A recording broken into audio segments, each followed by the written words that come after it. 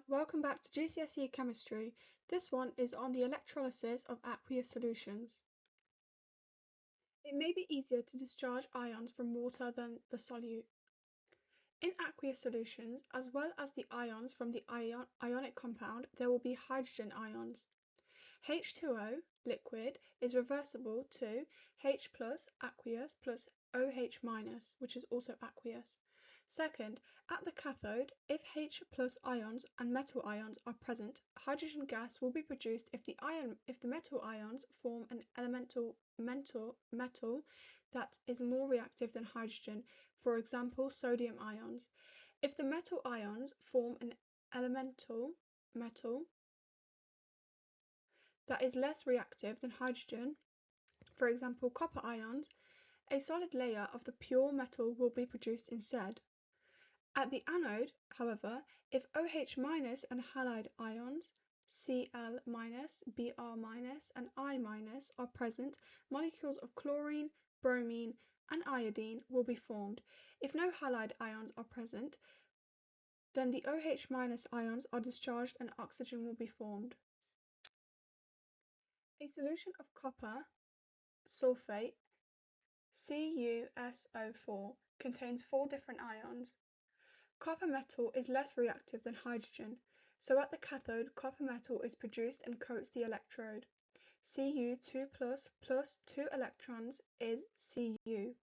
There aren't any halide ions present, so at the anode, oxygen and water are produced. The oxygen can be seen as bubbles. 4OH- turns into O2 plus 2H2O plus 4 electrons. And you can also see the diagram as an illustration. A solution of sodium chloride contains 4 different ions. Sodium metal is more reactive than hydrogen, so at the cathode, hydrogen gas is produced. 2H plus 2 electrons is H2. Chloride ions are present in the solution, so at the anode, chloride gas is produced. 2Cl- is Cl2 plus 2 electrons, and you can also see the diagram as an illustration. You can set up an electrolysis experiment in the lab like the setup on page 109. Once the experiment is finished, you can test any gaseous products to work out what was produced. Chlorine bleaches damp litmus paper, turning it white. Hydrogen makes a squeaky pop with a lighted splint.